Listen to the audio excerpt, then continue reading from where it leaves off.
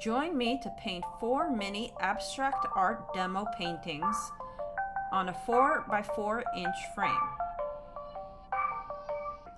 Here we have 4 boards, all 4 by 4 inches, taped on to a board, and I'm painting with yellow paint, acrylic paint, and I'm not filling out all of the background. I'm going to be adding another color, and this other color is going to complement the yellow to make a background on each one of these paintings. So the color that I've added is called Parchment, and it's kind of a neutral color, and it blends well with the yellow, and I'm spreading it out on all 4 of the pieces that I've attached to the board so that I can make a different background on each one, and let it dry after the paint has been spread out properly. Now, if you like my class here, I would recommend that you take my class that's coming out soon on abstract art painting. Just look on my YouTube channel for an advertisement for that online class. Then we take a tool, kind of a palette knife tool. It's a spatula of sorts, and we're spreading out fluorescent red paint onto each one of the boards. And now we're taking an aqua green color and with another tool, and we're spreading it out as well, and on each one of the boards panels. And after we've done that, we're gonna pick another color, and that's gonna be red, and I'm using a paintbrush for that one, and I'm making swatches of red paint on 2 of the 4 boards. And the next color I'm using is a light green, and I'm going to add that to the other 2 boards. And I'm making squares with the paintbrush because it's a flat brush that I'm using. And the next color is a fluorescent orange, and I'm using that on all 4 of the boards because I like that color and I want a kick of color. And then I'm using an ultramarine blue to complement or contradict the other colors and make a pop of color that, you know, is darker and pops out more. And I'm applying that to all 4 of the panels in different ways. I'm varying my brush stroke and my shapes. And once I'm done with that, I clean my brush and I take out acrylic ink paint. It's fluid acrylic ink, and I'm taking a paintbrush that I have set aside just for that, and I'm making circles around some of the paintbrush strokes, and I'm making lines, and you can make them all different ways.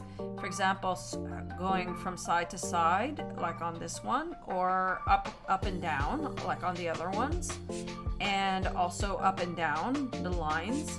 That way it looks different on each panel, but it adds an element of attraction for the eye to come towards and look at the panel.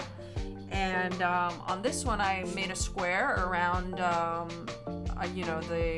paint, and I'm making lines as well. And on this one, another circle, and another circle around the fluorescent. And it's okay not to be perfect when you're painting, and make sure that you have a variety of different types of lines, and that'll add an element of intrigue to the painting. It doesn't all have to be the same, unless you want it to be the same, that you're repeating the same painting on each 4 of the panels. But in this case, there's a variety, so each panel is different. And my painting class will be coming out soon, and I'm putting that together for my students, and I want them to be interested in, this acrylic design. Here I'm making lines with crayons, pastels, oil pastels, and I'm using a green oil pastel.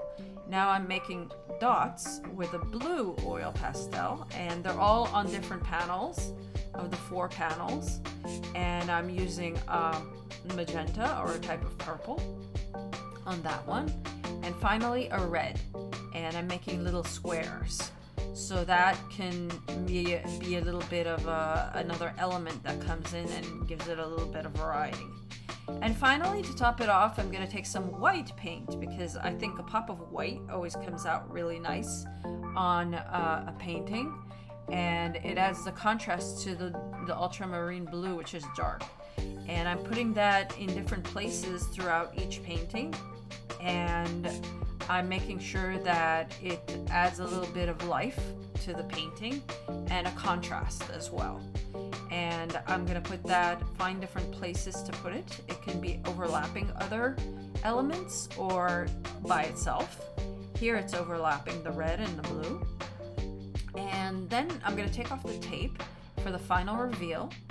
Now, I would recommend not to do what I did, and that's when you tape your paper to the board, not press the tape, because it can tear the final painting. So some of my paper came off a little bit, but it doesn't really show that badly, so that's okay. But that's just a word of warning. And now we're taking off the final tapes here.